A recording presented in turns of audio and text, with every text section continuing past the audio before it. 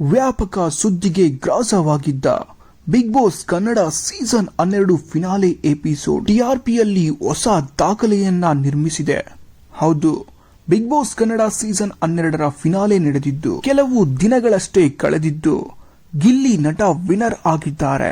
ಇದೀಗ big boss Kannada season 12 ಕುರಿತು ಮತ್ತೊಂದು ಮಹತ್ವದ ಸುದ್ದಿಯೊಂದು ವ್ಯಾಪಕ ವೈರಲ್ ಆಗ್ತಿದೆ. ಈ ಬಾರಿ ಬಿಗ್ ಬಾಸ್ ಕನ್ನಡ ಸೀಸನ್ 12ರ ಫಿನಾಲೆ ಎಪಿಸೋಡ್ ದಾಖಲೆಯ ಪ್ರೇಕ್ಷಕರನ್ನ ಕಂಡಿದೆ ಎನ್ನಲಾಗಿದೆ. ಹೌದು, ಫಿನಾಲೆ ಎಪಿಸೋಡ್ ನಲ್ಲಿ ದಾಖಲೆಯ 16.8 ಟಿಆರ್ಪಿ ರೇಟಿಂಗ್ ಪಡೆದಿದೆ ಎಂದು ಹೇಳಲಾಗ್ತಿದೆ. ಈ ಬಗ್ಗೆ ಸಾಮಾಜಿಕ ಜಾಲತಾಣಗಳಲ್ಲಿ ವ್ಯಾಪಕ ಚರ್ಚೆಗಳು ಹರಿದಾಡುತ್ತಿದ್ದು ಫಿನಾಲೆ ಎಪಿಸೋಡ್ಗೆ 16.8 ಟಿಆರ್ಪಿ ಸಿಕ್ಕಿದೆ ಎನ್ನಲಾಗಿದೆ. ಸಾಮಾನ್ಯವಾಗಿ ವಾರಾಂತ್ಯಗಳಲ್ಲಿ ಬಿಗ್ ಬಾಸ್ ಎಪಿಸೋಡ್ಗೆ 10 ರಿಂದ 12 ಟಿಆರ್ಪಿ ಸಿಕ್ತಿತ್ತು. ಆದ್ರೆ ಫಿನಾಲೆ ಎಪಿಸೋಡ್ಗೆ ಮಾತ್ರ ಭರ್ಜರಿ ಟಿಆರ್ಪಿ ಪಡೆದುಕೊಂಡು ಎಲ್ಲರ ಗಮನ ಸೆಳೆದಿದೆ. ಮೂಲಭೂತಗಳ ಪ್ರಕಾರ ಫಿನಾಲೆ ಎಪಿಸೋಡ್ಗೆ ಹೆಚ್ಚಿನ ಸಂಖ್ಯೆಯಲ್ಲಿ ವೀಕ್ಷಣೆ ಮಾಡಿದ್ದಾರೆ. ಇದಕ್ಕೆ ಕಾರಣ ಗಿಲ್ಲಿ ನಟ ಎಂದ್ರೂ ತಪ್ಪಾಗಲಾರದು. ಗಿಲ್ಲಿ ನಟ ಕಪ್ ಎತ್ತೋದನ್ನ ನೋಡಲು ಎಲ್ಲರೂ ಕಾದು ಕುಳಿತಿದ್ರು.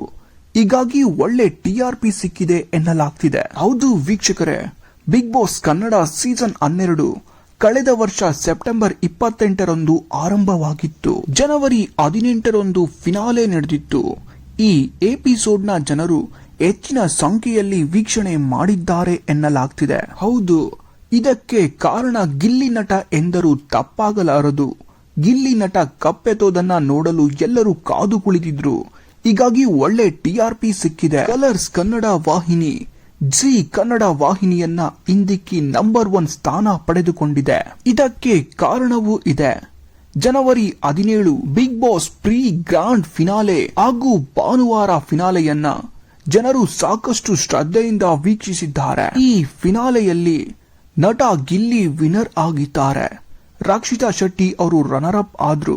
3ನೇ ಸ್ಥಾನ ಅಶ್ವಿನಿ ಗೌಡ ತೃಪ್ತಿಪಟ್ಟುಕೊಂಡಿದ್ರು. ಇನ್ನ ಧಾರಾವಾಹಿಗಳ ಟಿಆರ್ಪಿ ನೋಡೋದಾದ್ರೆ ಲಕ್ಷ್ಮೀ ನಿವಾಸ ಧಾರಾವಾಹಿ ಮೊದಲನೇ ಸ್ಥಾನದಲ್ಲಿದೆ. ಕರ್ಣ ಧಾರಾವಾಹಿ 2ನೇ ಸ್ಥಾನದಲ್ಲಿದೆ. ಅಣ್ಣಯ್ಯ ಸೀರಿಯಲ್ಗೆ 3ನೇ ಸ್ಥಾನ ಸಿಕ್ಕಿದೆ. 4ನೇ ಸ್ಥಾನದಲ್ಲಿ ಅಮೃತಧಾರೆ ಧಾರಾವಾಹಿ ಇದೆ. ನಂದ ಗೋಕುಲ ಧಾರಾವಾಹಿಗೆ 5ನೇ ಸ್ಥಾನ ಸಿಕ್ಕಿದೆ. 6ನೇ ಸ್ಥಾನದಲ್ಲಿ ಮುದ್ದು ಸೊಸೆ ಧಾರಾವಾಹಿ, 7ನೇ ಸ್ಥಾನದಲ್ಲಿ ಆದಿ ಲಕ್ಷ್ಮಿ ಪುರಾಣ ಧಾರಾವಾಹಿ ಇದೆ. 8ನೇ ಸ್ಥಾನದಲ್ಲಿ ಭಾರ್ಗವಿ LLB ಇದೆ ಎಂಬುದು ವಿಶೇಷ. ಇನ್ನ ನಿಮ್ಮ ಪ್ರಕಾರ ಬಿಗ್ ಬಾಸ್ ಸೀಸನ್ 12ರ ಎಪಿಸೋಡ್ನ ಇಷ್ಟೊಂದು ಟಿಆರ್ಪಿಗೆ ಕಾರಣ ಯಾರೆಂದು ಕಮೆಂಟ್ ಮಾಡುವುದರ ಮೂಲಕ ತಿಳಿಸಿ. ಹಾಗೂ ನಿಮ್ಮ ನೆಚ್ಚಿನ ಸೀರಿಯಲ್ ಯಾವುದು ಎಂದು ಕೂಡ ಕಮೆಂಟ್ ಮಾಡುವುದರ ಮೂಲಕ ನಮಗೆ ತಿಳಿಸಿ. ಈ ಮಾಹಿತಿ ನಿಮಗೆ ಇಷ್ಟವಾಗಿದ್ದರೆ ಒಂದು ಲೈಕ್ ಕೊಡುವುದರ ಮೂಲಕ ನಮಗೆ ತಿಳಿಸಿ.